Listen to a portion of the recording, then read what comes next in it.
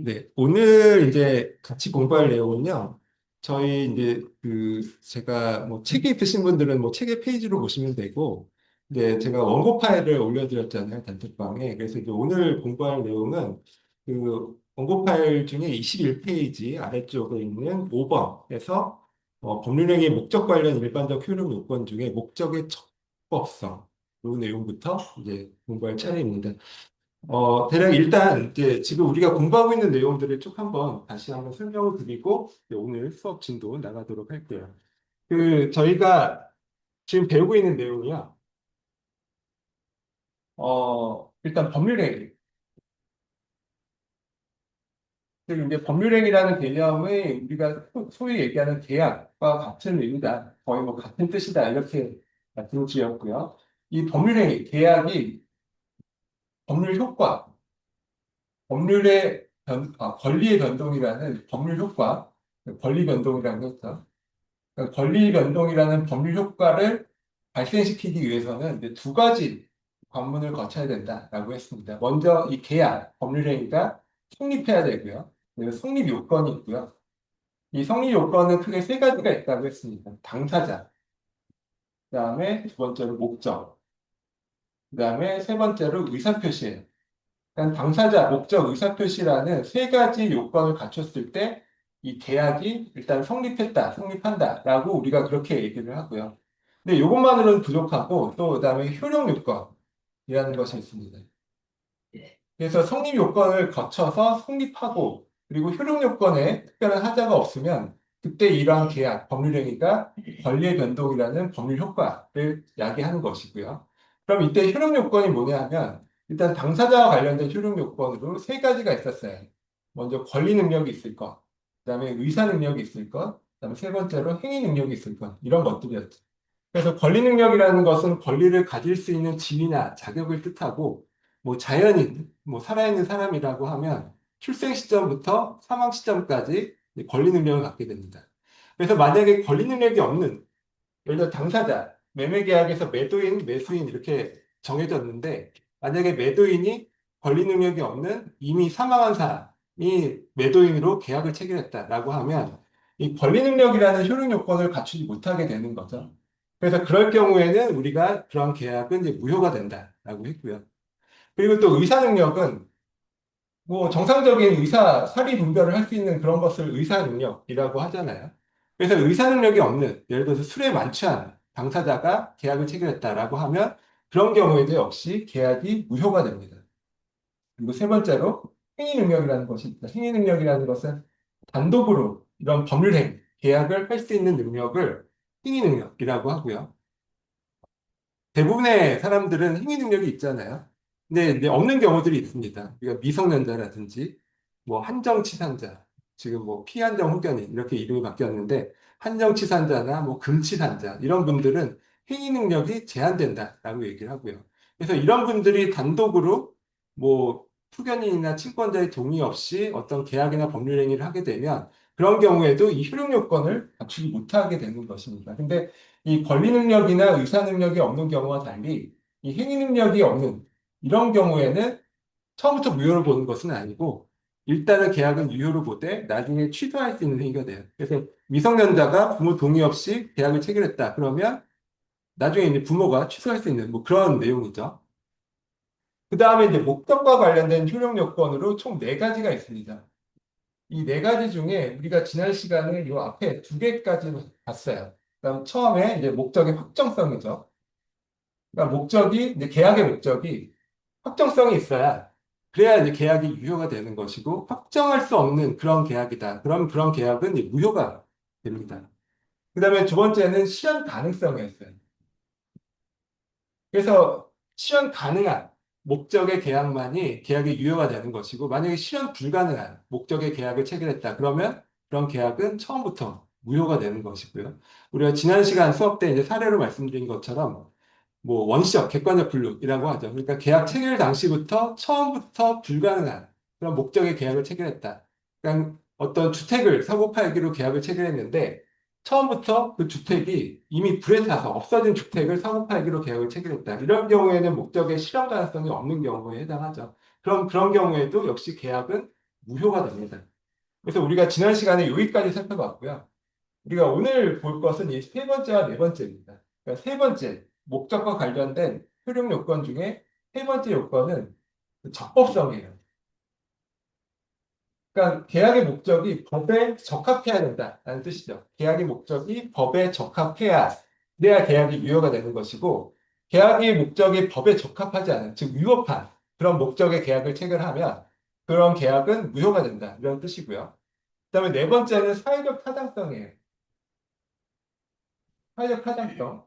즉 계약의 목적이 사회 질서에 반하지 않고 사회적으로 타당한 그런 목적의 계약을 체결해야 계약이 유효한 것이고 만약에 계약을 체결했는데 그 목적이 사회 질서에 반하는 뭐 이런 목적의 계약이다라고 하면 그런 계약도 역시 처음부터 무효가 됩니다.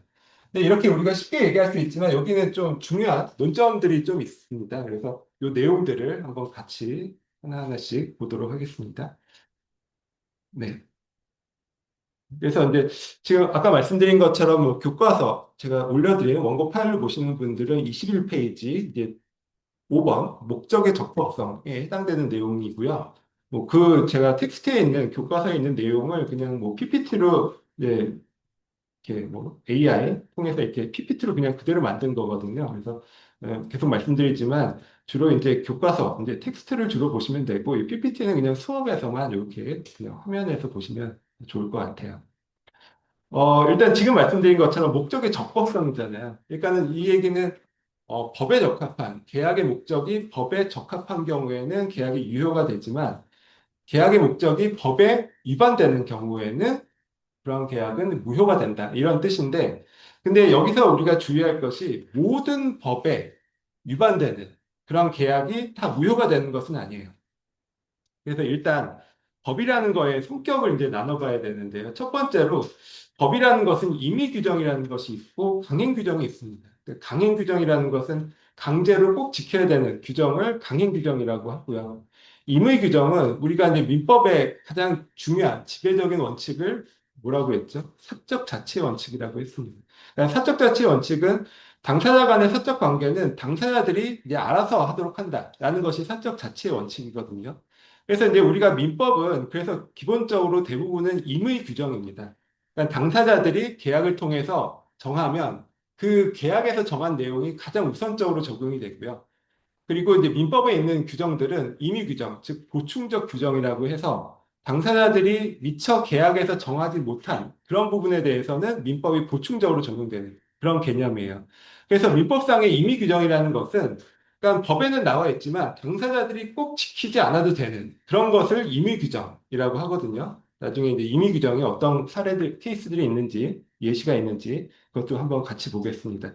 그러니까 결국 임의 규정을 위반한 계약이다라고 하더라도 그게 계약이 무효가 되는 것은 아니죠. 임의 규정에 위반한다라고 하더라도 당사자들이 계약으로 정하면 그것이 법에, 즉 임의 규정 법보다 더 우선해서 적용되기 때문에 당연히 임의 규정에 위반한 계약이라 하더라도 이런 계약은 유효합니다. 무효가 되는 것이 아니라요.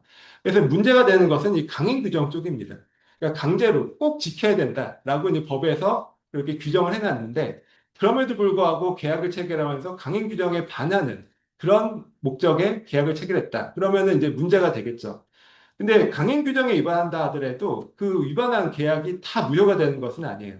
이 강행 규정을 또 이렇게 두 가지로 나눠볼 수가 있습니다. 첫 번째로 단속 규정이라는 것이 있고요. 또 하나가 효력 규정이라는 것이 있어요. 그러니까 효력 규정이라는 그 뜻은 강제로 지켜야 된다는 것이니까 만약에 지키지 않았을 경우에는 단속을 받고 제재를 받잖아요. 그래서 강행 규정은 기본적으로 위반했을 때 뭐 단속, 제재, 처벌을 받게 됩니다. 근데 단속, 제재, 처벌은 받지만 어, 그 위반한 계약의 효력 자체는 유효로 보는 경우도 있어요. 이런 것을 단속 규정이라고 하고요. 반면 효력 규정은 단속, 제재, 처벌을 받을 뿐만 아니라 그 위반한 계약의 사법상 효력까지도 무효로 보는 규정을 효력 규정이라고 합니다. 이게 이제 법적인 분류예요. 그래서 결국 강행 규정 중에 단속 규정을 위반했다라고 하면은 그런 계약은 유효가 됩니다. 근데 문제는 강행 규정 중에 효력 규정을 위반한 그런 계약은 이제 무효가 되는 거죠. 그래서 모든 법을 위반한 것이 다 무효가 되는 것이 아니라 이렇게 보면은 임의 규정이나 또는 강행 규정 중에 단속 규정을 위반한 경우에는 어쨌든 계약은 유효한 것을 보고요. 문제는 강행 규정 중에 효력 규정에 위반한 경우에만 계약이 무효로 보게 됩니다. 그럼 이제 우리가 이제 알아둬야 될 것은 그럼 어떤 것들이 임의 규정이고 어떤 것들이 강행 규정이고 또 어떤 것은 강행 규정 중에 단속 규정인지 효력 규정인지 이런 것들을 구분하는 것인데 이걸 법에서 명시적으로 나와 있지 않아요. 법에서 우리가 법을 이제 국회에서 만들 때 이거는 임의 규정이다, 이거는 뭐 단속 규정이다, 효력 규정이다 이렇게 하지 않거든요. 그래서 이런 것들은 기본적으로 어떤 분쟁이 생겼을 때 법원에서 판단을 해줍니다. 그냥 법원에 이제 판사님들이 뭐 최종적으로는 대법관 이런 분들이 이 규정의 성격은 임의 규정이다. 또 어떤 거는 뭐 이런 것 성격은 강행 규정이지만 뭐 단속 규정이다. 뭐 효력 규정이다. 이렇게 이제 판단을 해주거든요. 그래서 이 부분은 뭐 법을 아무리 읽어봐도 뭐 이거는 이제 해결이 안 되기 때문에 결국 이제 판례 우리가 구체적인 경우에 어떤 법에 대해서 이제 법원에서 이제 임의 규정을 받는지 단속 규정을 받는지 이런 것들을 판례를 잘 공부하는 것이 중요하겠죠. 그래서 지금 말씀드린 것처럼 임의 규정은 사적 자치가 우선되기 때문에 임의 규정에 반하는 그런 계약도 유효가 되는 것을 임의 규정이라고 하고요. 반면 단속 규정은 강행 규정이긴 하지만 그래서 강행 규정 꼭 지켜야 되는 규정이기 때문에 위반하면 행정상 제재를 받습니다. 그리고 처벌도 받겠죠. 그렇지만 그 위반한 계약의 효력 자체는 이제 유효로 보는 것을 이제 단속 규정이라고 하고 효력 규정은 제재뿐만이 아니라 그 위반한 계약의 효력 자체도 이제 무효화하는 그런 규정을 이제 효력 규정이라고 합니다. 그래서 이제 처음에 이제 분류가 말씀드린 것처럼 임의 규정이라는 것은 사적 자치를 보충하는 규정일 뿐, 즉 보충적 규정이라는 뜻이죠. 그래서 당사자의 의사, 즉 계약의 내용이 이 법의 내용보다 우선하는 거예요. 그럼 이런 게 어떤 게 있을까라고 생각을 해보면요. 우리가 이제 민법에 보시면 민법 566조에 이런 규정이 있습니다. 그러니까 매매 계약을 체결할 때 매매 비용, 즉 매매에 들어가는 비용은 매도인과 매수인이 균분하여 분담한다. 이런 규정이 있거든요. 그러니까 매매 비용은 매도인이 절반, 매수인이 절반 이렇게 분담한다. 이렇게 이제 법에 나와 있어요.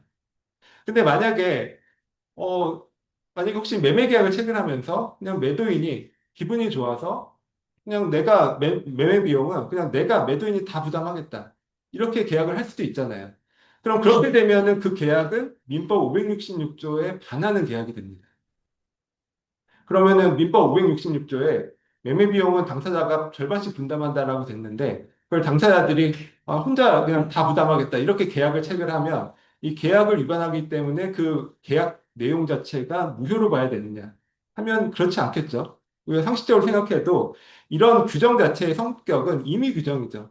그러니까 당사자들이 알아서 정하는 것이 원칙이고 당사자들이 만약에 혹시 이런 것들을 안 정해놨다. 매매 비용을 누가 부담할지를 안정해놨다라고 하면 그럴 경우에 보충적으로 566조가 적용돼서 그럼 둘이 반반씩 부담해라. 이런 취지겠죠. 뭐 법에는 그렇게 안 나와 있지만 누가 읽어봐도 그런 취지일 거예요.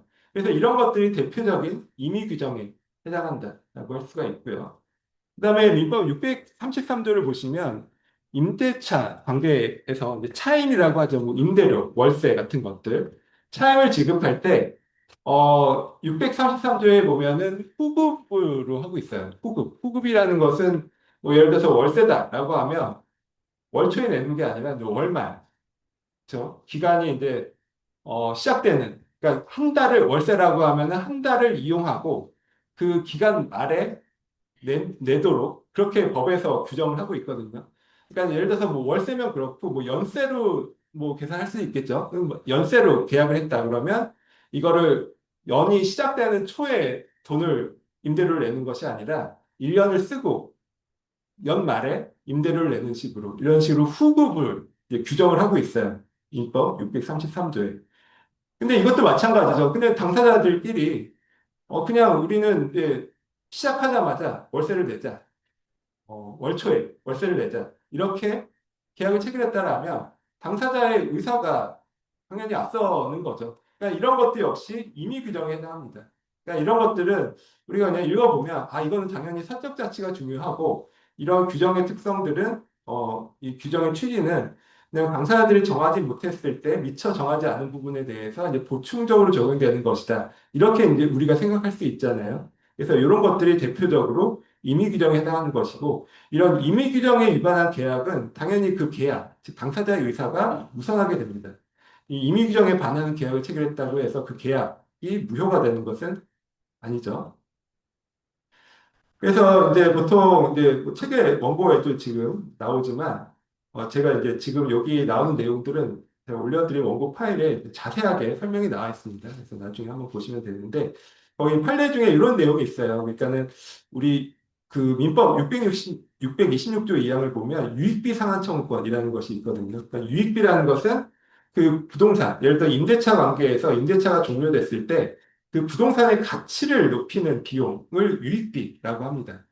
그러니까 뭐 인테리어를 하거나 뭐 리모델링을 하거나 이렇게 임차인이 어떤 돈을 들여서 이제 행위를 했는데 그게 이제 임대차가 끝났을 때 없어지는 게 아니라 그 인테리어나 리모델링을 해서 그 부동산의 가치를 뭐 1억이든 몇 천만 원이든 올려놨다라고 하면 그런 것을 우리가 유익비라고 하고요. 그런 거를 임차인이 나중에 임대차가 종료된 후에 임대인에게 청구를 할 수가 있어요. 그걸 유익비 상환 청구권이라고 하죠. 근데 우리 그 법원, 대법원 판례에 따르면 이 유익비 상환 청구권은 강행 규정이 아니라 임의 규정에 해당한다라고 보고 있습니다. 그러니까 임의 규정이라는 뜻은 법적으로는 이제 임차인이 내가 돈 들어간 거 있으면 다시 돌려달라 이렇게 청구할 수 있지만 임차인이 애초에 계약할 때 이거를 포기할 수도 있다라는 뜻이에요. 그래서 이제 보통은 이제 임차인이 임대차 계약을 체결할 때 원상복구 특약 같은 것이 들어가잖아요. 근데 우리 대법원의 판례에 따르면 이 원상복구 특약을 유익비 상환 청구권을 포기한 그런 약정이라고 그렇게 봅니다. 그래서 원상복구 약정은 유익비 포기 특약으로서 그래서 이제 유익비 포기 특약이 이제 유익비 청구권이라는 것이 임의 규정이기 때문에 이 원상복구 약정, 즉 유익비를 포기하겠다는 특약 자체가 이제 유효한 거죠. 법에는 유익비 상환 청구권이라고 나와 있지만 당사자들이 특히 이제 임차인이 자기 스스로 포기하고 임대차 계약을 체결하는 것은 얼마든지 유효하잖아요. 그래서 이런 경우에는 즉 원상복구 특약을 했을 경우에는 임차인은 유익비 상환 청구를 할 수가 없습니다. 비용 청구가 불가능하다. 즉 626조 2항에는 비용을 유익비를 청구할 수 있다. 임차인이 임대인에게 유익비를 청구할 수 있다라고 규정은 되어 있지만 이게 임의 규정이기 때문에 이에 반하는 뭐 약속, 계약, 특약을 해도 당연히 유효한 것이고 그에 따라서 이제 비용 청구가 불가하다. 이렇게 본 판례가 있습니다. 그럼 교수님, 네, 만약에 계약서상에 네. 만약에 그 원상복구 그 약정을 안 했어요. 네, 네. 그럼 청구 가능해요. 그렇죠. 그러니까 여기서 유익배상환 청구권이라는 것은, 그러니까 지금 말씀드린 임의규정이라는 취지 자체가 당사자들이 계약을 체결할 때 아주 꼼꼼하게 어떤 경우 어떻게 하고 어떤 경우 어떻게 하고 이렇게 그 규정을 해놓으면 당사자의 뜻대로 이제 하겠지만 대부분이 그렇지 못하잖아요. 그럴 경우에는 민법이 적용된다 이런 뜻이고요. 그래서 지금 말씀처럼 원상복구 특약을 안 하거나 또는 뭐 유익비를 포기한다 이런 특약을 안 했을 경우에는 그때는 이 민법이 기준이 되는 거죠. 그래서 그런 경우에는 비용 청구를 할 수가 있습니다.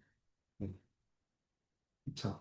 근데 요즘에 뭐 상가, 특히 상가 임대차 이런 경우에는 거의 뭐 원상복구 특약이 거의 그냥 관례적으로 들어가는 것 같아요. 근데 그렇게 되면은 그러니까 임차인 입장에서는 나중에 뭐 이런 것들을 청구할 수 없는 거죠. 근데 아마 임차인분들이 그거를 잘 모르고 그냥 의례적으로 이제 계약을 하시는 경우도 많은 것 같아요. 근데 이제 뭐 좀 알고 계약을 하시면 더 좋을 것 같습니다.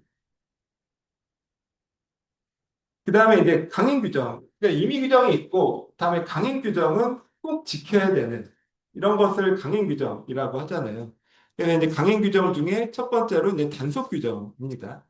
단속 규정은 이제 처벌과 합법상 계약의 효력을 이제 분리하는 그런 개념입니다. 그래서 이 단속 규정을 위반했을 때는 어쨌든 처벌되고 단속은 받지만 그 위반한 계약의 합법상 효력 자체는 이제 유효로 보는 것을 단속 규정이라고 하고요.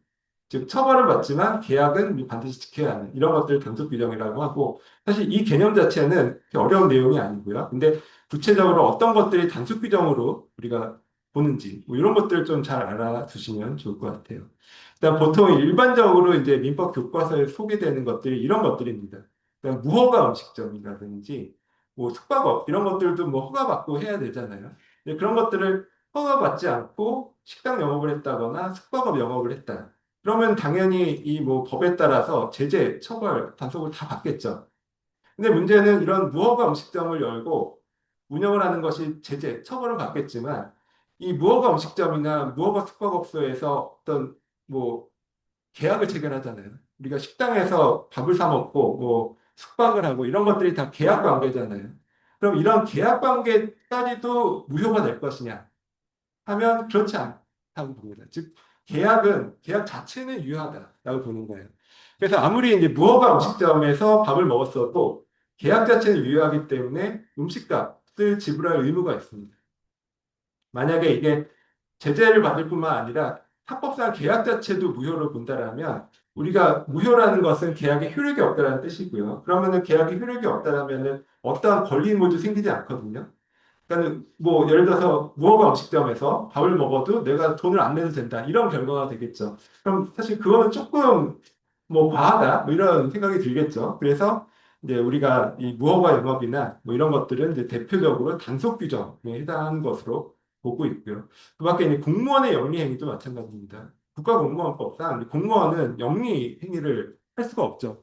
근데 만약에 국가공무원이 뭐 사적으로 뭐 어떤 뭐 쇼핑몰을 운영한다거나 영리 행위를 했어요. 그랬을 때 당연히 이제 제재는 받겠지만 그럼 거기서 물건판 그 계약의 효력 자체가 무효가 되느냐 하면 뭐 그렇지는 않겠죠. 그래서 이런 것들이 대표적으로 이제 단속 규정에 해당하는 것입니다. 이 이제 보통은 이제 이런 내용들이 민법 책에 나오고 우리가 특히 이제 주의해서 봐야 될 것이 부동산 거래와 관계된 것입니다.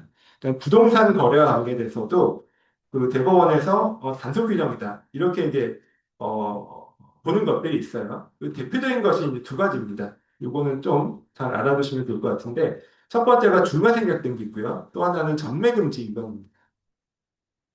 우리 이제 중과생략 등기라는 거는 이제 나중에 뭐 물권법 이런 거 공부하시면 그거를 이제 자세하게 배우실 거예요. 그러니까 예를 들어서 A가 부동산을 소유하고 있습니다. 이 A가 이 부동산을 B한테 팔았어요. 그리고 이 부동산을 아직 등기를 넘기기 전에 B가 또 C한테 팝니다. 그러면 이제 이 계약들은 각각 유효한 계약을 했어요. 뭐 특별히 하자가 없는 유효한 계약을 했는데 문제는 계약만 체결한 것으로는 이제 채권만 발생하는 거죠. 그래서 이제 구체적으로 소유권이라는 물건이 이전을 하려면 이전 등기가 이루어져야 되죠. 이전 등기가. 근데 이게 제대로 이전 등기를 하려면 즉 C까지 지금 팔린 거잖아요. 그럼 이게 제대로 C한테 이전 그 소유권 이전하려면 원칙적으로는 A에서 B로 이전 등기를 하고 그다음에 B가 또 C한테 이전 등기를 하고 이렇게 두 번 등기를 하는 게 원칙이죠. 근데 이제 생각을 해보니까 이걸 어차피 C한테 등기가 갈 텐데 굳이 B를 거쳐서 할 필요가 있나? 그냥 A에서 C로 한 번에 넘기면 되는 거 아니냐? 이런 생각을 할 수가 있어요. 이게 훨씬 더 효율적이죠. 그것을 우리가 중간 생략 등기라고 얘기를 하고요. 그래서 뭐 이렇게 할 수도 있지 않을까 생각을 하지만 우리가 부동산 등기 특별조치법에 따르면 이걸 금지를 하고 있습니다. 당연히 국가 입장에서 금지를 하겠죠. 왜냐하면 이렇게 건너뛴다는 얘기는 그 중간에 뭐 세금이라든지 이런 것들을 이제 빼먹을 수가 있잖아요. 그러니까 당연히 중간 생략 등기는 금지를 하고 있어요. 근데 만약에 ABC 사이에서 그냥 합의를 통해서 그냥 이렇게 두 번 등기를 넘기지 않고 A에서 C로 바로 이렇게 등기를 C한테 넘겼다라고 했을 때 이게 지금 법 위반이죠. 부동산 등기 특별조치법. 즉 중간생략 등기 하지 말라 했는데 한 거잖아요. 그 법 위반의 등기를 한 꼴이 됐는데 그럼 이때 C에 넘어간 이 등기가 유효한 것이냐 아니면 이 등기 자체도 무효로 볼 것이냐 만약에 이게 효력 규정이다라고 하면 C한테 등기가 넘어왔다 하더라도 이 C는 소유권을 취득을 못하는 거죠. 등기가 무효가 되니까. 근데 지금 우리가 보는 것처럼 법원 판례에서는 이것은 단속 규정에 해당하는 것을 봅니다. 단속 규정이니까 이런 경우에는 다 그 처벌을 받아요. 뭐 처벌을 받지만 그럼에도 불구하고 A에서 C로 넘어간 이 등기 자체는 유효한 것으로 봅니다. 그러니까 등기 자체는 어쨌든 실체관계에 부합하기 때문에 유효하다라고 보고요. 그래서 이제 이 중과세액 등기가 대표적으로 단속 규정에 해당하는 그런 대표적인 사례라고 볼 수 있고요. 또 하나가 이제 전매 금지 위반입니다. 그러니까 우리 주택법상 이제 전매 금지 기간 이런 게 있잖아요. 뭐 저도 정확하게 모르겠는데 뭐 6개월, 1년 뭐 이런 식으로 기간 그 전매를 하지 않도록 못하도록 이렇게 기간을 설정해 놓고 있습니다.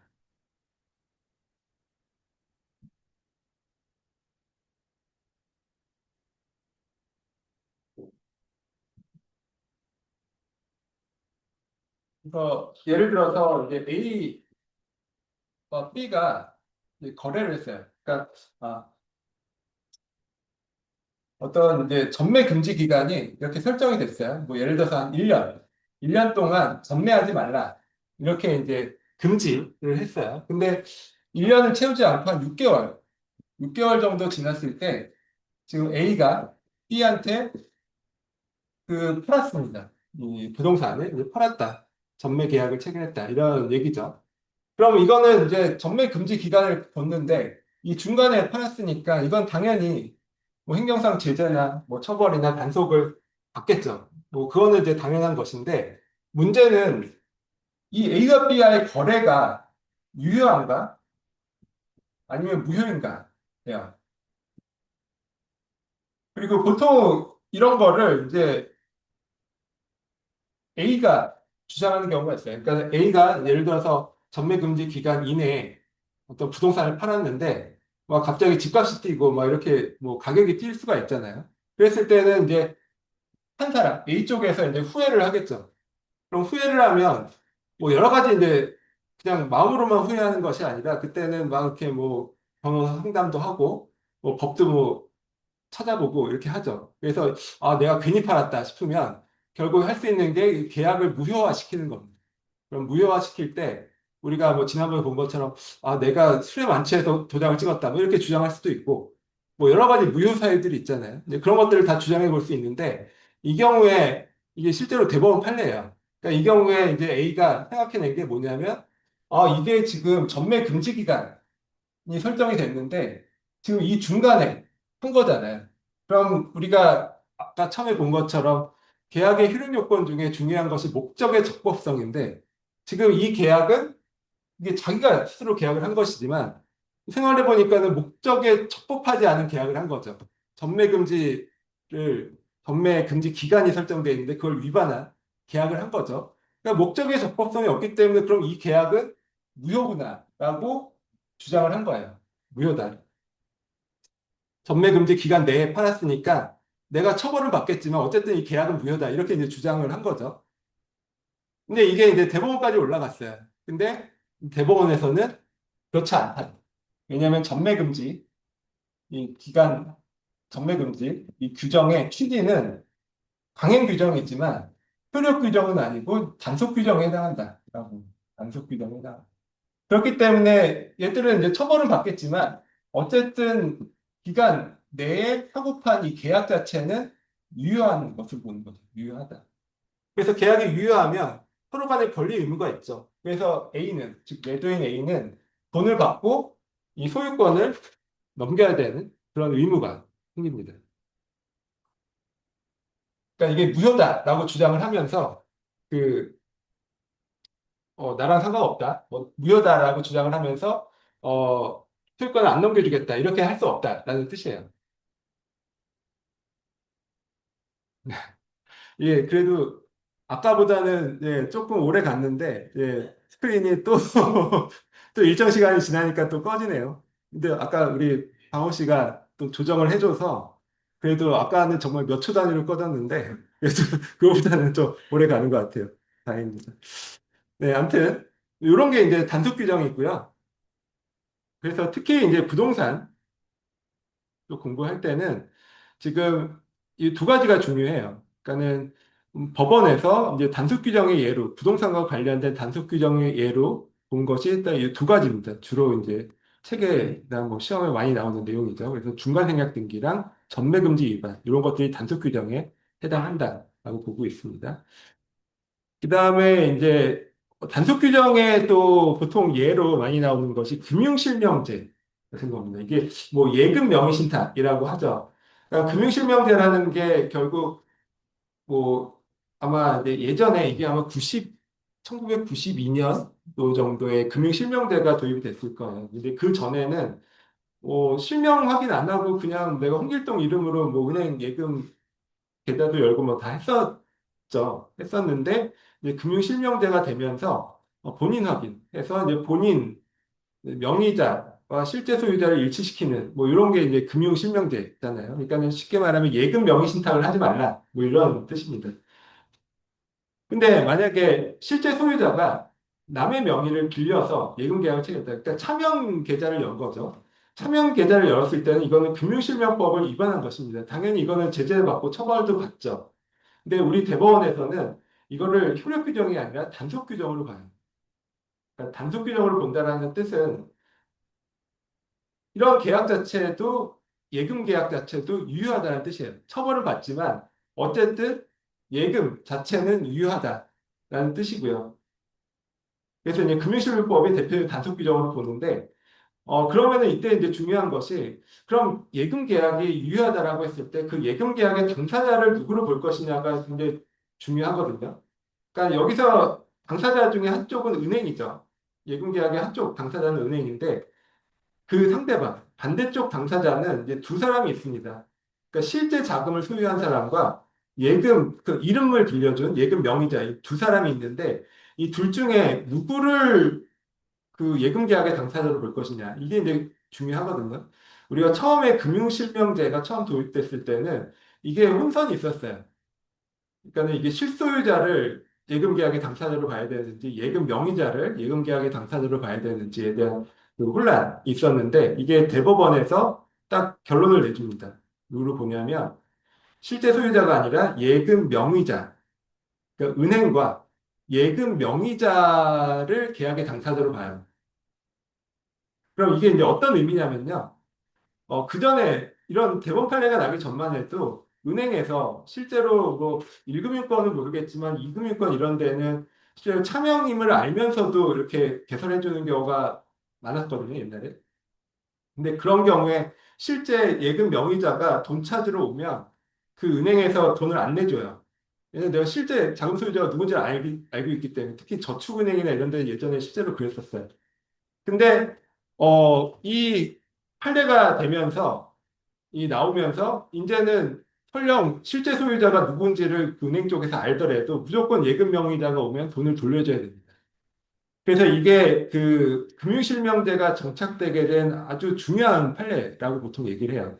그러니까 이 판례가 나오면서 이제부터는 차명 계좌를 열기가 굉장히 어려워졌죠. 왜냐하면 내가 실제 자금 소유자라고 했을 때 이게 내 돈이지만 내가 차명으로 거래했을 때 그 예금 명의자가 언제든지 가서 은행에서 돈을 찾을 수 있다는 얘기잖아요. 그럼 내가 불안해서 이거를 누구 남의 이름을 써서 할 수가 없어요. 그래서 사실 이제 금융실명제가 처음에 이제 도입이 됐을 때 좀 이런 혼란이 있었는데 이걸 아주 명확하게 이제 그 만들어준 것이 바로 이 대법원 판례고 이 대법원 판례의 취지가 지금 얘기한 단속 규정입니다. 그래서 금융실명제법을 단속 규정으로 보고 그래서 예금 계약은 유효하되 그 계약의 당사자를 은행과 자금의 실제 소유자가 아닌 예금 명의자 하에 예금 계약이 성립된 것으로 유효하게 성립된 것으로 그렇게 보고요. 그래서 은행은 실소유자한테 그 돈을 돌려주면 이제 안 되는 거예요. 그래서 예금 명의자에게 이제 예금을 반환하면 그 책임을 다한 것이 된다라고 보게 됩니다. 그래서 뭐 지금은 이제 이런 식의 그 차명 예금 거래 이런 것들이 물론 뭐 지금도 뭐 하는 경우가 있겠지만 굉장히 많이 사라졌죠. 판례의 영향이다라고 할 수 있고요. 그리고 이랬을 때 우리가 이런 효력 규정에 위반한 계약을 체결했다라고 하면 이런 경우에는 무효가 됩니다. 계약 자체가 무효가 되고요. 그래서 계약이 무효가 된다는 것은 권리와 의무가 뭐 발생하지 않죠. 그리고 그래서 이제 이행 전이라면 무효니까 이행할 필요가 없고요. 이행을 이미 했다라고 하면 돌려받을 수가 있습니다. 무효니까. 이것을 우리가 부당이득 반환이라고 합니다. 그러니까 무효인 계약에 따라서 서로 주고받은 것이 있다. 그러면은 돌려줘야 되겠죠. 그래서 이걸 부당이득 반환이라고 하고 또 중요한 것이 이때의 무효는 절대적 무효라고 얘기를 합니다. 즉 현위의 제3자에게도 대항할 수가 있어요. 그러니까 이렇게 이제 무효가 됐는데 이 무효를 기반으로 해서 또 제3자에게 어떤 뭐 소유권이 이전되거나 또 제3자와의 거래가 이루어졌다라고 했을 때 이 제3자를 보호할 것이냐가 문제가 된다라고 했죠. 이게 이제 지난번에 우리가 한참 말씀 나눈 뭐 공신력, 등기의 공신력과 관계된 내용이거든요. 그래서 이 얘기는 원칙에 따라서 등기부를 믿고 거래했다 하더라도 보호해주지 않는다라는 뜻입니다. 등기부를 믿고 했다 하더라도 보호해주지 않는다. 왜냐하면 등기부는 공신력이 없기 때문에. 그래서 이런 것들을 뭐 선이든 악이든 제3자에게 다 이제 무효를 주장할 수 있다 해서 이걸 절대적 무효라고 하고요. 근데 우리가 이제 뒤에 보면 어떤 경우에는 선의 제3자에게는 대항할 수 없다. 뭐 이런 표현들이 나와요. 근데 그런 경우에는 등기부에는 원칙적으로 공신력이 없지만 그런 규정이 있는 경우에는 예외적으로 등기부에 마치 공신력이 있는 것과 같은 예외를 인정하는 그런 효과가 생깁니다. 그러니까 등기부의 공신력이라는 거는 그 등기부를 믿고 거래했을 때 보호해준다라는 뜻이잖아요. 근데 일반적인 경우에는 그렇게 보호받지 못한다라고 하고요. 여기서 이제 뭐 적법성이나 뭐 앞에 우리가 봤었던 뭐 실현 가능성, 뭐 권리 능력이 없어서 무효거나 하여튼 대부분의 무효들은 다 절대적 무효입니다. 그래서 선의 제3자에게도 이 무효임을 대항하고 주장할 수가 있다라고 보고 있습니다. 그래서 이제 판례 보시면 뭐, 뭐 이런 판례들이 있어요. 변호사가 아닌 자가 어, 그 승소 대가로 어떤 금품을 받기로 뭐 이렇게 약정을 체결했거나 또는 중개사 자격이 없는데 뭐 중개를 해주고 중개 수수료를 받기로 약정했거나 이런 것들이 대표적인 효력 규정들입니다. 그래서 다 이제 그런 경우에는 다 무효로 보고요. 근데 무효라는 것은 설령 만약에 중개사 자격이 없는데 중개 수수료를 주기로 했고 설령 중개 행위가 성공했다. 라 하더라도 그건 돈을 안 줘도 된다는 뜻이죠. 수수료를 안 줘도 되고 효력 규정이니까.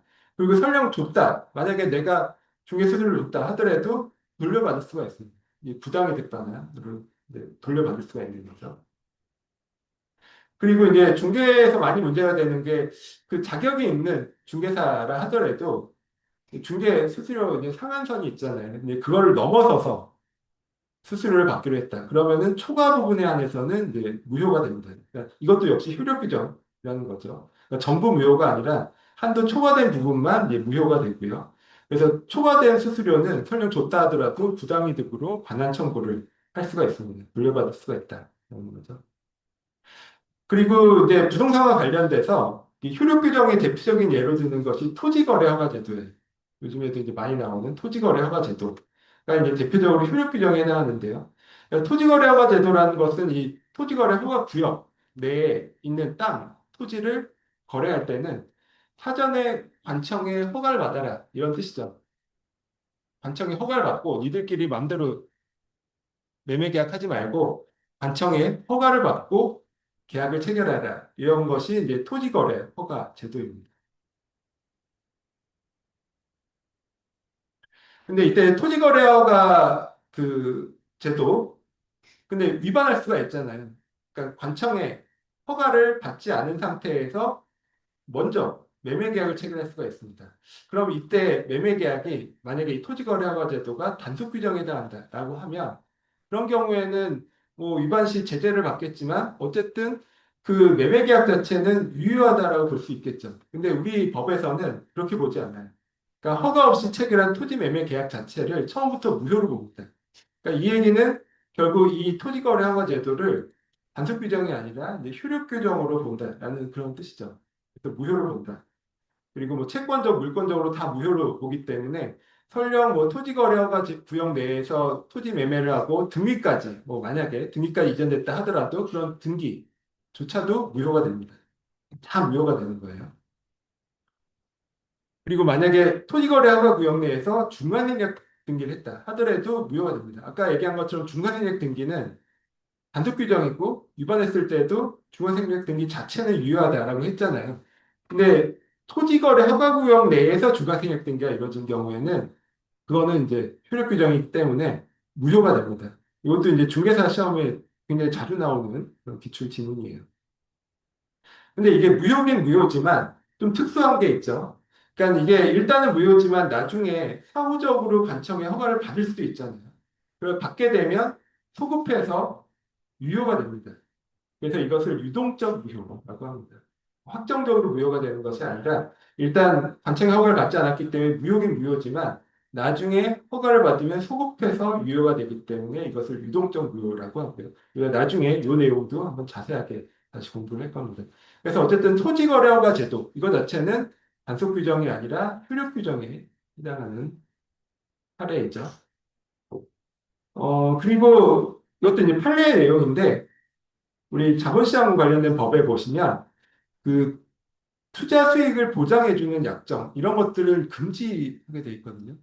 그러니까 뭐 증권사에서 이제 주식 투자를 하는데 증권사 직원이 고객에게 뭐 고객을 유치하기 위해서 손실이 나면 내가 보전해 주겠다. 뭐 이렇게 이제 약속을 하고 뭐 그래서 주권 투자를 하는 경우도 있잖아요. 근데 이제 그걸 이제 금지를 하고 있는데 그 금지 규정이 단속 규정이냐 효력 규정이냐 문제가 돼요. 근데 우리 법원에서는 이것을 효력 규정으로 봅니다. 그러니까 효력 규정이라 본다는 뜻은 이 보전 약정 자체가 무효라는 뜻이에요.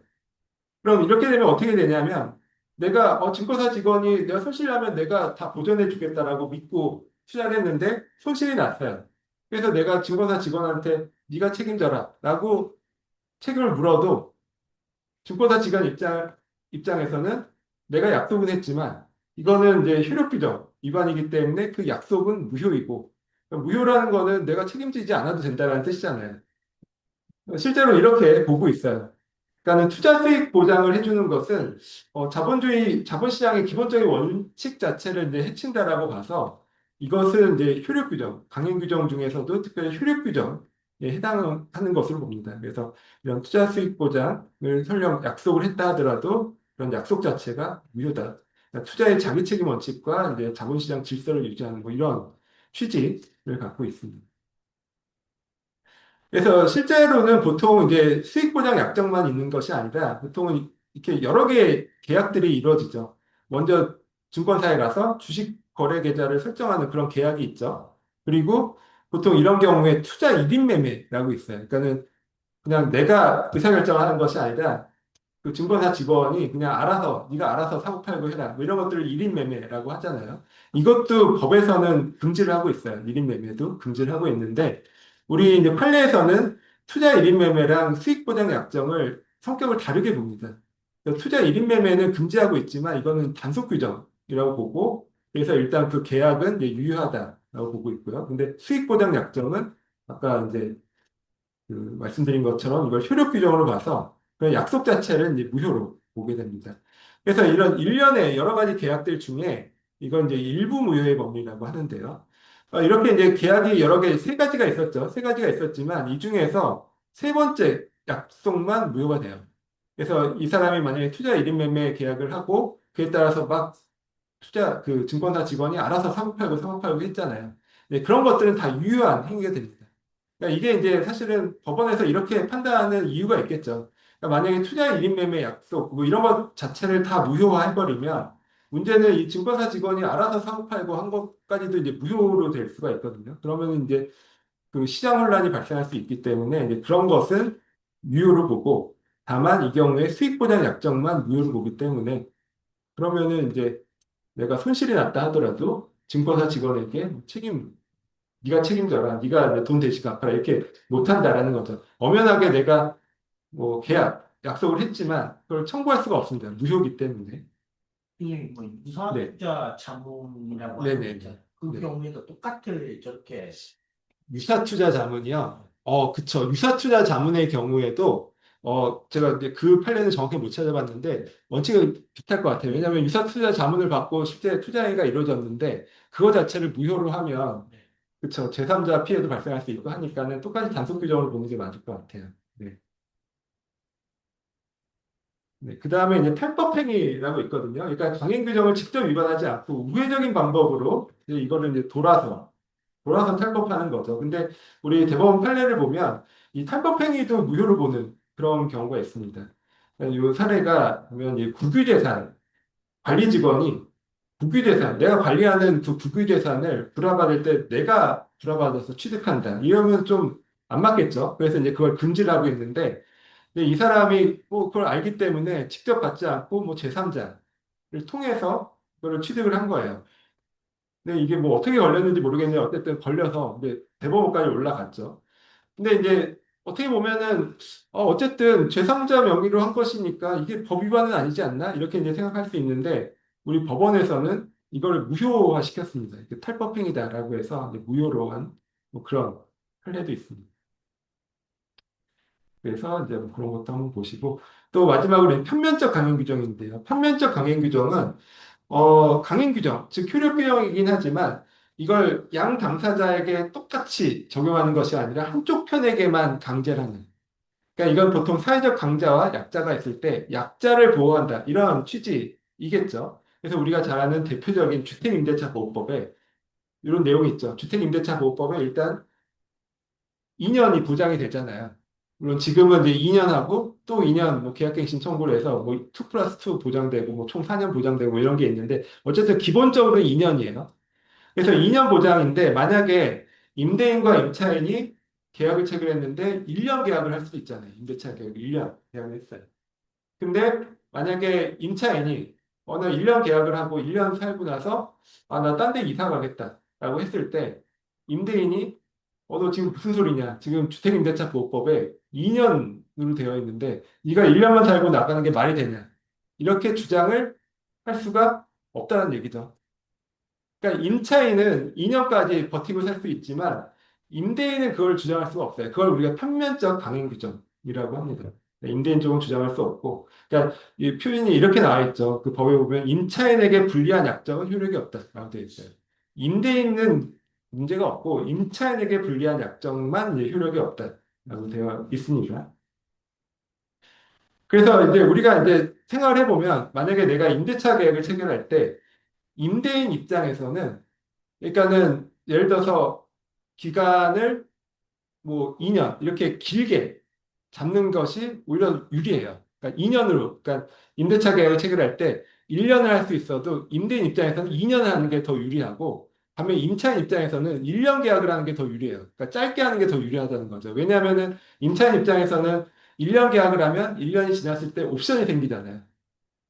그렇죠? 그래서 만약에 1년 지났을 때 뭐 전월세가 올라갔다. 그러면 내가 2년까지 살겠다라고 주장할 수 있고 만약에 1년 계약을 했는데 1년 후에 전월세가 내려갔다. 그러면은 내가 딴 집으로 이사 가겠다고 하고 이제 원래 그 약정상에 1년 기간을 주장하면서 나갈 수도 있죠. 그래서 이제 사실 임차인 입장에서는 오히려 그러니까 이런 법의 특수성 때문에 임차인 입장에서는 오히려 짧게 계약하는 게 유리하고 반면 임대인 입장에서는 그냥 2년을 채워서 계약을 하는 게 사실 더 유리한 결과입니다. 이게 이제 편면적 강행 규정이라는 것이다. 그러니까 이런 것들도 다 이제 효력 규정에 해당한다 볼 수 있습니다. 그래서 지금 말씀드린 게 이제 목적의 적법성에 관련된 내용이고요. 아까 말씀드린 것처럼 이제 효력 요건 중에 목적의 확정성, 목적의 실현 가능성, 그다음에 세 번째가 목적의 적법성이었고 이제 네 번째에 나오는 것이 목적의 사회적 타당성이에요. 그러니까 지금 우리가 앞에서 본 내용들은 민법에 규정이 되어 있지 않습니다. 그러니까 민법상의 그냥 원리 원칙으로 우리가 공부를 하는 내용이고, 이 사회적 타당성은 민법 103조에 규정이 되어 있어요. 그러니까 법률행위의 목적이 사회 질서에 반하는 이런 경우에는 뭐 그 법률행위는 무효로 한다. 이렇게 103조에 명시적으로 규정이 되어 있거든요. 근데 이제 여기 나오죠. 103조에 보면 선량한 풍속 기타 사회 질서에 위반하는 그런 목적의 법률행위는 무효다. 계약은 무효다라고 되어 있습니다. 근데 이게 상당히 그 추상적이죠. 그러니까 법에는 따라 이렇게 나와 있어요. 그럼 구체적으로 선량한 풍속과 기타 사회 질서에 위반하는 게 그럼 도대체 뭐냐? 사실 이것만 보고는 알 수가 없거든요. 그래서 이 부분도 역시 판례를 봐야 됩니다. 그러니까 법원에서 어떤 경우에 이 103조 위반, 즉 선량한 풍속 기타 사회 질서에 반하는 행위다. 그래서 무효다라고 구분해 놓은 것이 있고 또 이 정도는 그 사회 질서에 반하는 것이 아니다. 이렇게 이제 판시한 것들이 있고 그래서 이 내용들도 결국 이제 판례를 자세히 이제 보시는 게 중요하죠. 그래서 뭐 크게 보면 이렇게 한 5가지 정도로 유형화를 할 수가 있어요. 먼저 보면 인륜이나 뭐 신분 질서에 위반하는 그런 계약들은 보통 사회 질서에 반하는 그런 계약으로 보고 그래서 이제 그런 계약의 효력 자체를 무효로 보통 봅니다. 그래서 이제 대법원 판례에 제일 많이 나오는 게 이제 부척관계에 관련한 거예요. 부척관계. 그래서 예전에 이 수업을 하는데 어떤 분이 부척관계가 뭐냐 이렇게 질문을 하시더라고요. 이거 문제 아시죠? 부척관계. 네. 네, 부척관계가 근데 이제 저도 이렇게 뭐 이런 민법적 이제 예전에 공부를 했을 때 이제 느낀 게 와, 우리나라에 이 부척관계 이렇게 많을 수도 있나. 왜냐면 죄다 이쪽 관련된 판례가 다 이 부척관계에 관련된 판례들이 엄청 많아요. 그러니까는 그것도 이제 유형을 나눌 수가 있는데 대부분은 이제 부척 관계를 유지할 목적으로, 예를 들어 내가 부척 관계를 유지할 목적으로 뭐 아파트를 주기로 했다거나, 뭐 돈을 주기로 했다거나, 이렇게 이제 계약을 체결할 수가 있잖아요. 그래서 뭐 실제로 주면은 좋은데, 안 줬죠. 그러면 당연히 상대방에서 이제 소송을 걸겠죠. 그쵸? 그럼 이제 그 소송을 걸었을 때 결국 법원에서 보는 핵심은 그 계약이 유효하냐, 무효냐, 이걸 봐야 되는 건데 우리가 이제 법원에서는 부척 관계를 유지, 즉, 이 부척 관계를 계속 지속할 목적으로 뭐 아파트나 뭐 금전을 증여하기로 하는 이 계약 자체는 지금 103조의 사회질서에 반하는 대표적인 케이스로 봐요. 그러니까는 그런 계약 자체가 103조 위반으로 무효라는 거죠. 무효다. 그러면은 결국 계약이 무효이기 때문에 그 상대방은 뭐 아파트나 뭐 금전을 받기로 했지만 그걸 청구할 수가 없어요. 계약이 무효이기 때문에. 근데 또 어떤 케이스가 있냐면 이번엔 부척 관계를 해소할 목적으로 이런 금전이나 아파트를 주기로 하는 계약을 체결할 수도 있거든요. 그러니까 기존의 부척 관계가 유예가 되다가 이제 우리 그냥 그만 만나자라고 하고 대신에 내가 뭐 고생했으니까 뭐 뭘 보상으로 뭘 주겠다 이렇게 한 거예요. 근데 이제 나중에 안 주면 또 그것도 이제 소송으로 들어오죠. 근데 거기에 대해서 우리 판례에서는 이렇게 관계를 유지할 목적으로 주기로 한 계약은 103조 위반으로 무효지만 이 관계를 해소할 목적으로 주기로 한 계약은 또 유효하다라고 보고 있습니다. 그러니까 생활해 보면은 부착 관계를 해소한다라는 것은 비정상에서 이제 정상으로 돌아오는 거잖아요. 그러니까 이거는 사회질서에 반하는 계약을 보지 않는다. 뭐 이런 개념인 것 같아요. 그래서 이런 약정은 유효하고 그래서 뭐 이런 경우에는 주기로 했으면 실제로 줘야 되는 거죠. 그렇게 이제 좀 구별해서 보고 있습니다. 그리고 또 뭐 정의관념에 반하는 그런 계약, 법률행위, 계약 이런 것들도 다 이제 무효로 보고 있습니다. 그래서 뭐 범죄를 권유하고 뭐 범죄를 가담하는 조건으로 뭐 돈을 받기로 했다거나 이런 것들은 다 무효다라는 얘기예요.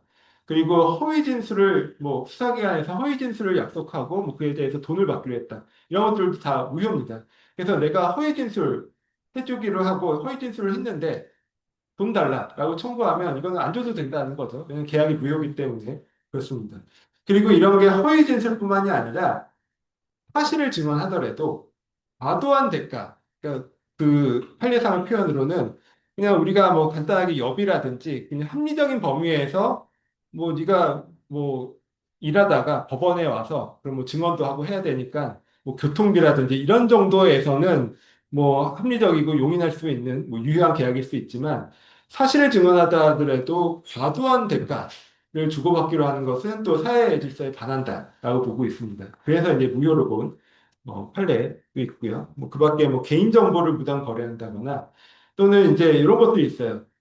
고소나 뭐 진정 이런 것들을 취하는 조건으로 돈을 받기로 했다. 이런 것들도 다 사회질서에 반하는 것으로 봅니다.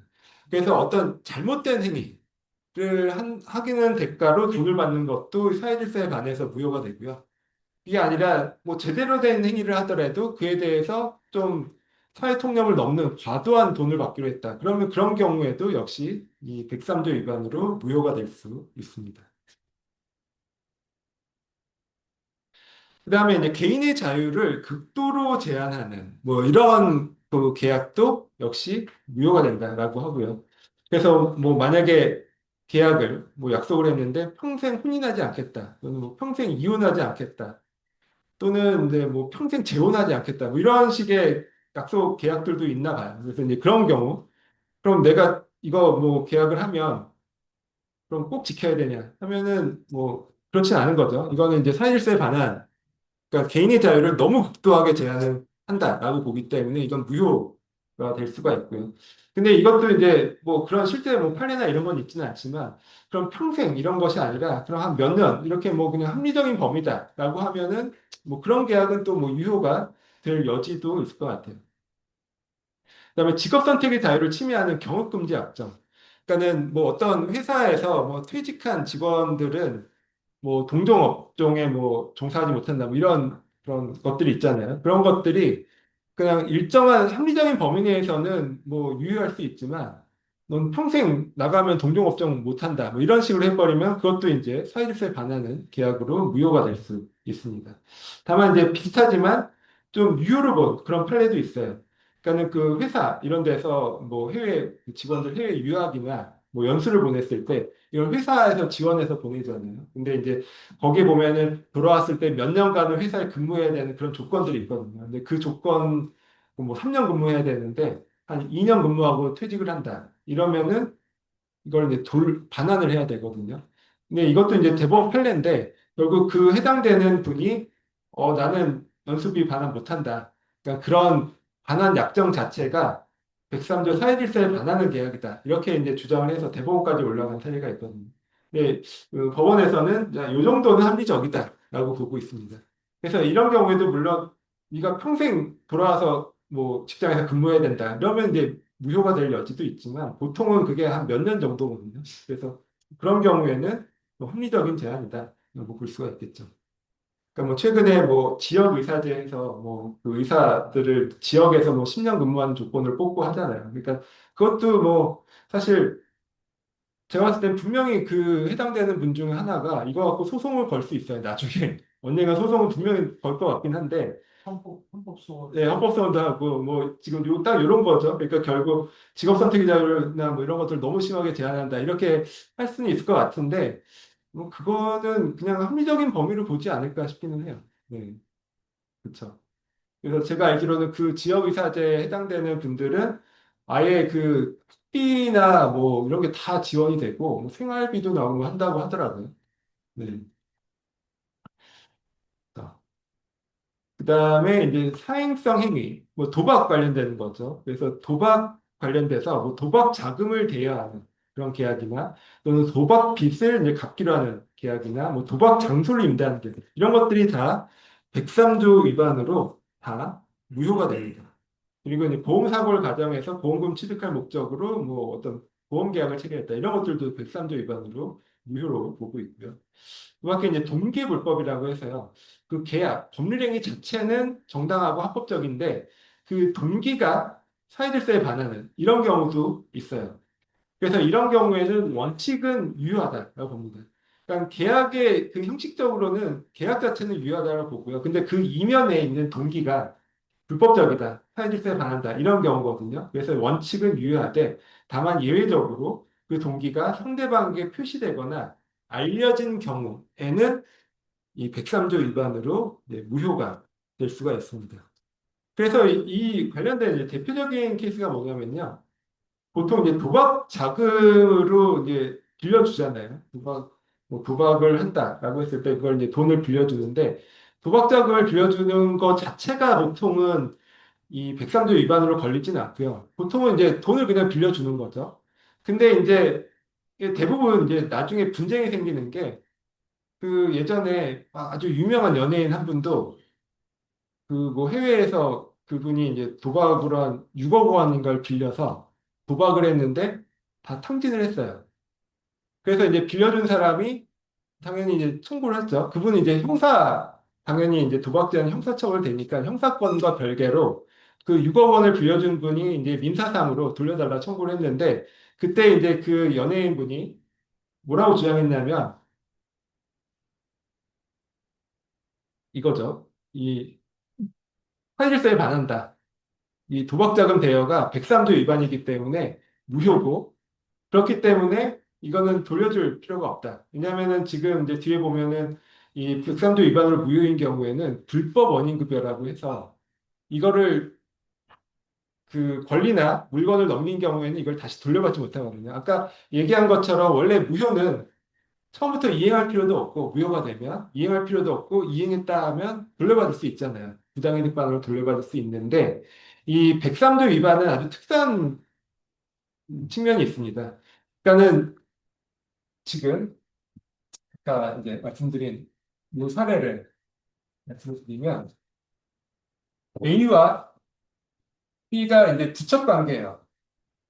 부척 관계인데 이 A와 B가 이 부척 관계를 유지할 목적으로 해소하는 것이 아니라 계속 유지할 목적으로 뭐 아파트를 증여하기로 계약을 체결했어요. 그럼 이거는 103조 위반으로 무효잖아요. 그러니까 무효라는 뜻은 서로 간에 어떤 권리 의무도 없죠. 그래서 이 B는 A에게 이거를 나한테 돌려달라. 아니, A에게 나한테 이거를 등기를 넘겨달라. 이렇게 청구를 할 수가 없어요. 계약이 무효니까. 근데 만약에 A가 B한테 등기까지 이전을 했습니다. 그러면 원래대로라면 이 무효는 이행을 할 필요도 없고 설령 이행했다 하더라도 다시 돌려받아야 되죠. 이걸 우리가 부당이득, 반환이라고 하거든요. 근데 모든 무효는 다 이 부당이득 반환을 할 수 있는데 이 민법 103조, 즉 사실사에 반하는 경우에만 이게 해당이 안 된다라고 민법 746조에 규정을 하고 있어요. 이거를 불법 원인 급여라고 우리가 얘기를 합니다. 불법 원인. 그래서 결국 이 얘기는 뭐냐면 A와 B 사이에서 이런 아파트 증여 계약 자체는 무효지만 이게 A가 B한테 소유권 등기까지 넘겼으면 이때는 다시 돌려달라 청구를 할 수가 없습니다. 그래서 결과적으로는 이 원인되는 증여계약은 무효지만 B는 등기를 넘겨받은 B는 유효하게 소유권을 취득하게 돼요. 이게 이제 우리가 지금 보는 103조 위반의 그런 이제 특수성이죠. 그래서 지금 말씀드린 도박 그 경우에도 마찬가지예요. 예를 들어 A와 B 사이에서 이제 도박 게 쓰기로 이게 돈을 빌리기로 이걸 금전소비대차라고 하죠. 그냥 빌리는 계약을 돈을 빌리고 갖고 하는 계약을 금전소비대차 계약이라고 하거든요. 그래서 이제 금전소비대차 계약을 체결했어요. 근데 이때 금전소비대차 계약이 예를 들어서 지금 103조 위반으로 무효라고 하면 그러면은 이제 B는 A에게 돈을 빌려주기로 했지만 빌려주지 않아도 되는 거죠. 그렇죠? 그리고 빌려줬다 하더라도 이걸 다시 돌려받을 수가 있어요. 원칙적으로 무효라면. 근데 문제는 이게 103조 위반으로 사회질서에 반해서 무효인 경우에는 일단 돈을 줬으면 이걸 다시 돌려받지 못한다라는 결론입니다. 이것을 우리가 불법 원인 급여라고 얘기를 해요. 그래서 만약에 여기에 해당한다라면 지금 아까 얘기한 뭐 그 연예인분이 채무자죠.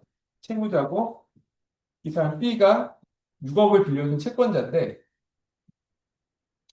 이게 만약에 이 AP 사이의 이 금전소비대차 계약이 103조 위반, 사회질서에 반해서 무효라고 하면 이 B는 애초에 6억 원을 주지 않아도 돼요. 금전소비대차 계약을 체결했지만 이게 무효기 때문에 애초에 안 주면 되고 근데 만약에 6억을 A한테 줬다라고 하면 이거는 다시 돌려받지 못해요. 그렇죠? 그럼 이거는 그냥 A가 다 먹는 거예요. 얘가 이거를 뭐 도박으로 날리든 아니면 지금 뭐 들고 있다 하더라도 일단 넘어가면 다시 돌려받지 못한다. 이게 이제 사회질서에 반하는 즉 103조 위반으로 무효가 되는 경우에 이제 가장 중요한 그 찡이죠.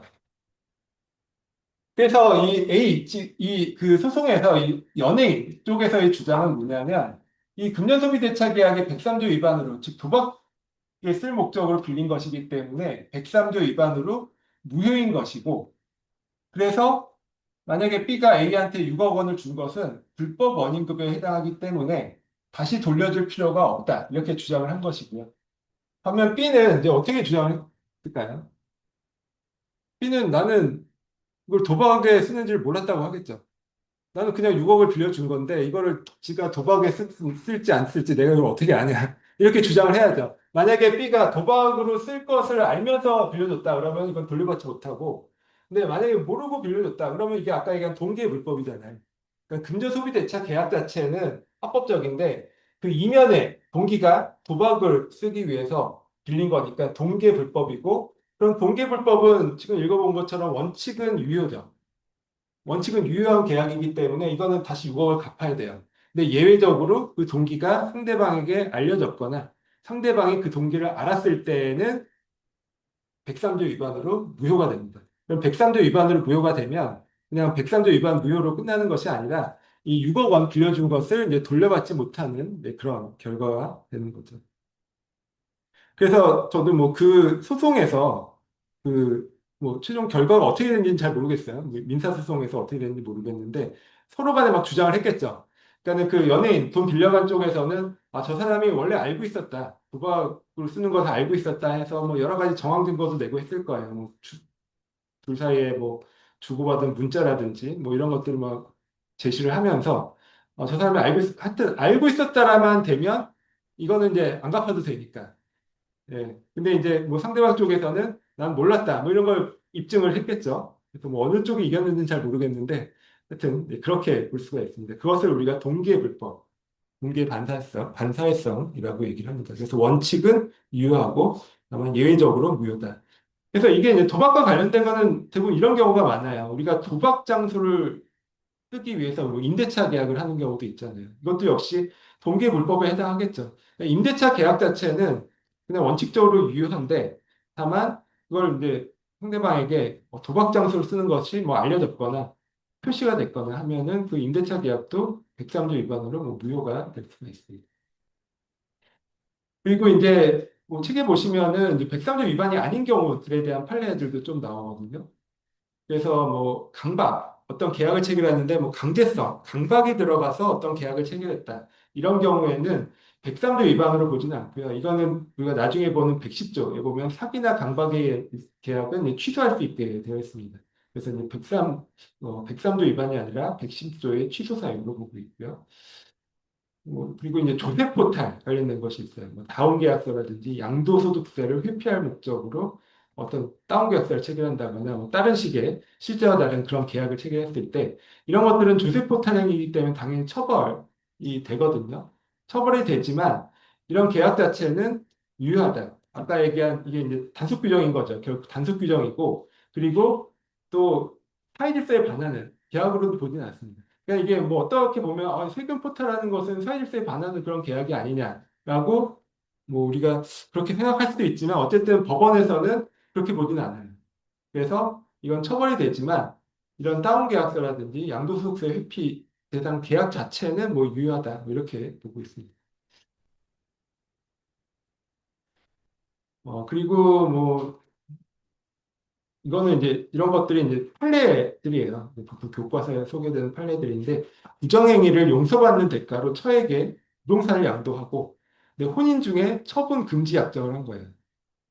이게 뭐냐면 이제 남편이 이제 폈나 보죠.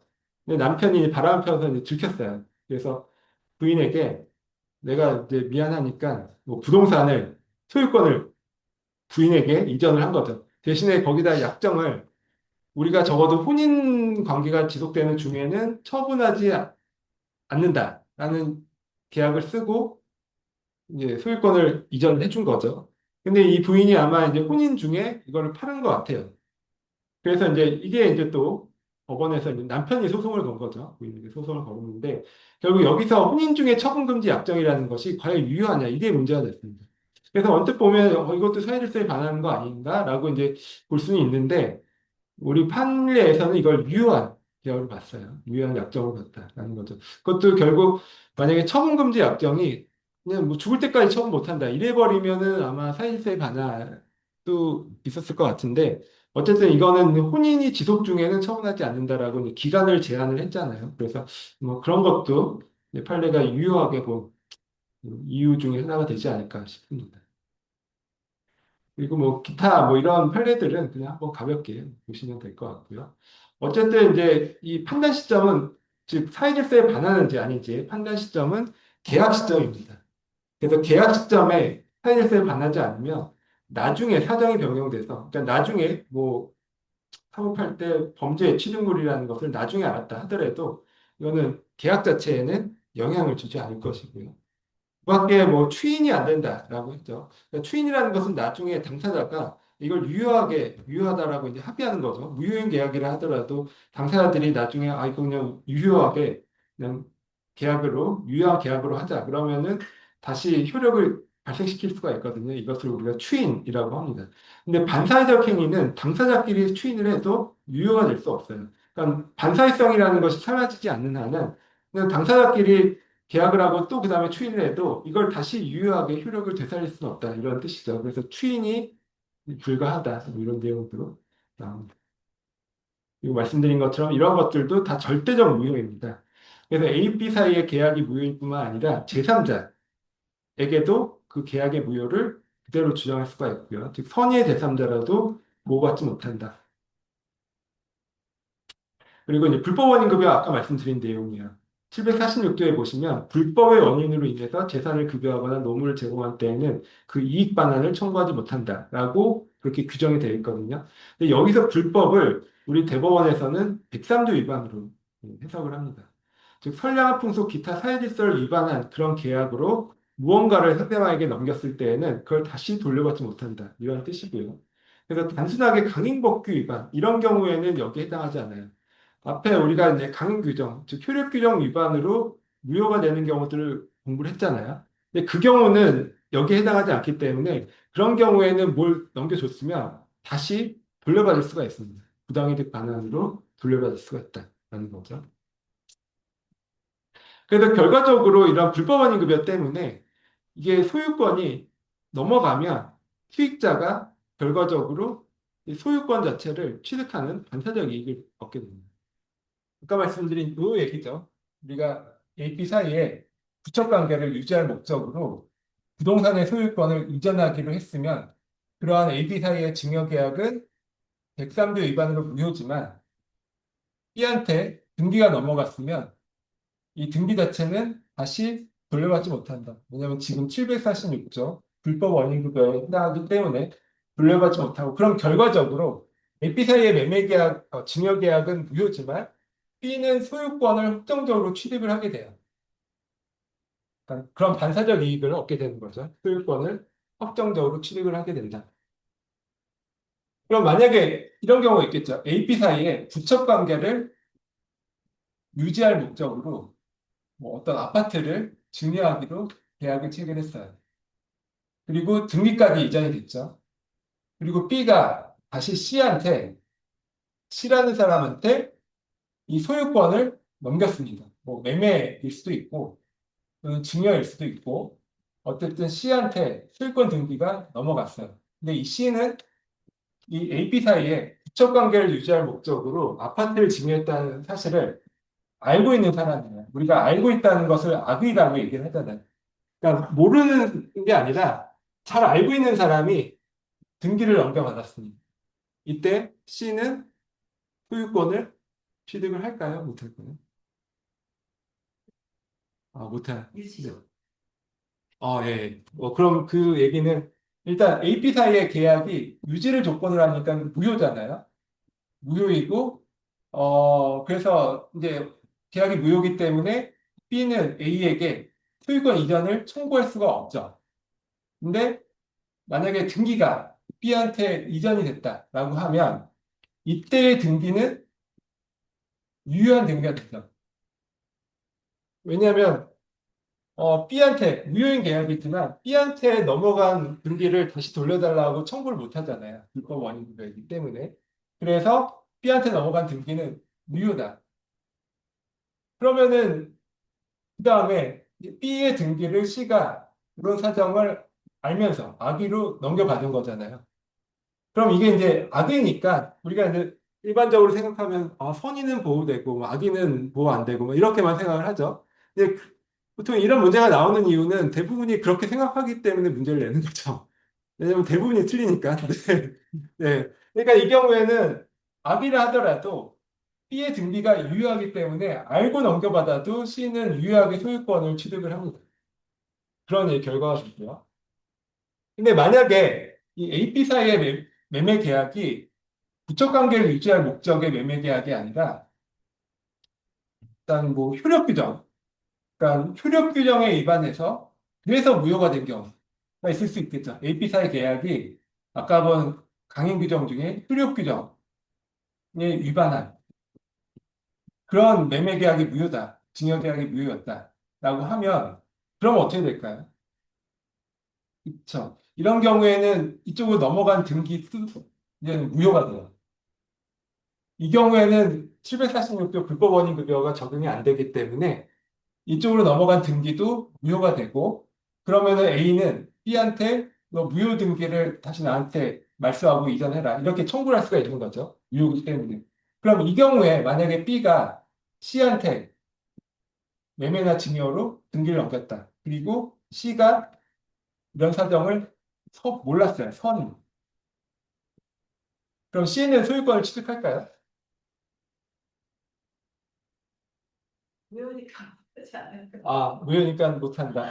예. 뭐 받아야 되나요? 아, 그러니까 보통은 선의는 보호받아야 된다라고 생각을 하니까 이런 문제를 내겠죠. 그렇죠. 그러니까 그렇지 않다는 얘기죠. 어, 예, 그쵸. 왜냐면은, 아까 말씀드렸죠. 이거를 절대적 무효다. 우리가 좀 전에 본 표현이거든, 절대적 무효.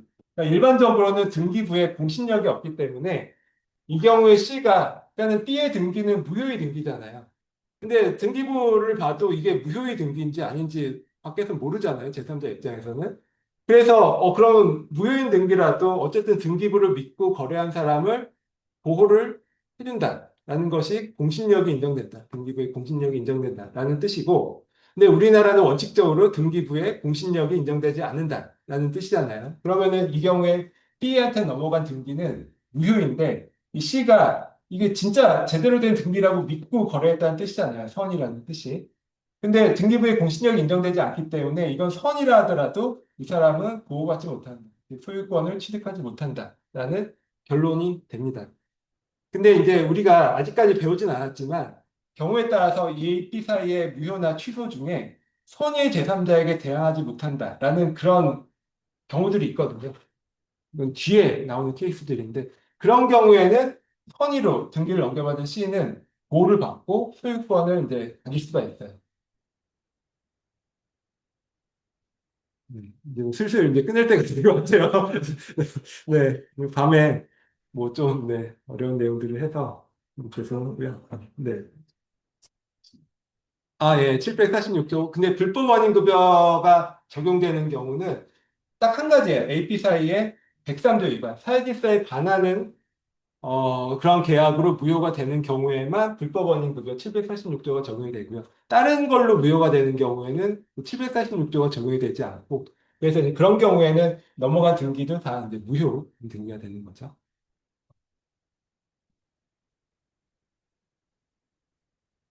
네.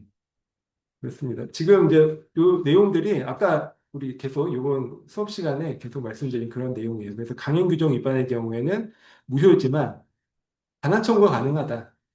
부당이득 반환이 가능하다. 반면 사회질서에 위반한 경우에는 무효이고 무효지만 일단 넘어간 경우에는 다시 돌려받을 수 없다. 이게 이제 가장 중요한 내용이죠. 불법 원인급여에 해당하기 때문에 준 경우에는 돌려받을 수 없다. 이게 이제 같은 무효지만 차이가 있습니다. 네. 그래서, 이거 많이 나오죠. 윤락행위의 선불금, 뭐 이런 것들. 우리가 그런 윤락업소에서 예전에는 뭐 그냥 뭐 힘이나 뭐 이런 걸로 강제력으로 이제 그런 종업원들을 묶어놨지만 요즘은 이제 돈을 빌려주고 돈 갚아라 하고 이제 묶어놓는 경우가 많잖아요. 근데 이제 이게 사실은 윤락행위를 하는 조건으로 이제 돈을 빌려줬다라고 하면 이것도 103조 위반으로 무효예요. 그럼 그렇게 되면 어떻게 되냐면 결국 이 얘기는 불법 원인급여에 해당하기 때문에 이건 안 갚아도 된다. 인 거죠. 안 갚아도 된다. 그래서 제가 알기로 실제로 뭐 경찰 예전에 뭐 이런 업소들이 막 이렇게 성행하고 할 때 뭐 그 경찰 분들이 이제 이런 분들 교육을 할 때 이 얘기를 해준다고 해요. 그러니까 이건 안 갚아도 된다. 근데 이제 그 안 갚아도 되는 이유가 지금 우리가 보는 이 얘기예요. 103조 위반이고 103조 위반인데 이거는 746조 불법 원인급여에 해당하기 때문에 이거는 안 갚아도 된다. 불법 원인급여에 해당하기 때문에 저쪽에서 그 업주 쪽에서 청구할 수도 없고 갚지 않아도 된다라고 얘기를 해줍니다. 이게 이제 가장 기본적으로 그 경찰 분들이 하시는 그 교육인데 뭐 사실 이제 생각을 해보면 이게 법적으로는 안 갚아도 되는 것 같긴 한데 실제로 안 갚아도 무사할지는 잘 모르겠죠. 네. 네. 무사. 네. 저 네. 그 아예 그냥 악의적으로 아가씨 네. 스트레스 이런 애들이 네. 악의적으로 선물을 때리기 위해서는 아예 그냥 그냥 배째라. 그렇죠. 그럴 수 있죠. 그래서 네. 봤더니 그 결과가 받지 않았는다. 네. 그쵸. 그게 이제 법적으로는 그래요. 법적으로는 그 얘기가 맞고, 근데 뭐, 하여튼 뭐, 내부적으로는 잘 모르겠어요. 하여튼, 그러니까 우리 이렇게 잘 아는 이런 것들 안 갚아도 된다라는 게, 그냥 우리가 이거 상식적으로 알고 있잖아요. 근데 이게 왜 그런가 하면은 바로 민법 103조랑 746조 때문이에요. 민법에 그렇게 나와 있습니다. 그 도박자금, 도박빚도 안 갚아도 된다 이렇게 얘기를 하잖아요. 그것도 이제 103조랑 746조 때문입니다. 그럼 저 도박으로 악용할 수도 있겠네요. 악용이요? 예, 그냥 하면. 뭐, 그쵸. 지금 말씀하신 뭐 그런 종업원 분들이 악용하듯이 뭐 악용을 할 수도 있겠죠. 근데 이게 다 공통적으로, 근데 이제 그 상대방 분들이 이게 딱 보면은 악용을 할 만한 대상들이 아니잖아요. 웬만하면. 그 이런 쪽에 이제 있는 분들이. 네? 저 법을 모를 수 있어요. 아, 모를 수도 있죠. 근데 뭐 알지만 내가 뭐 힘으로 받을 수 있겠다 생각할 수도 있고. 저걸 뛰어먹기 위한 사람들은 다 알아요. 뛰어먹는 저 이용하는 사람도 저 법을 다 알아요. 음, 대부분 진짜 우리 사회가 그렇게 구조가 되어 있어요. 그쵸. 그쵸. 예, 요즘은 이제 이런 쪽에 교육도 많이 이루어지기 때문에 많이 아신다고 하더라고요. 근데, 그쵸. 근데 오늘 배운 내용이 딱 여기에 해당하는 내용입니다. 예, 나머지는 공부 많이 했으니까, 네, 여기까지 하고요. 네.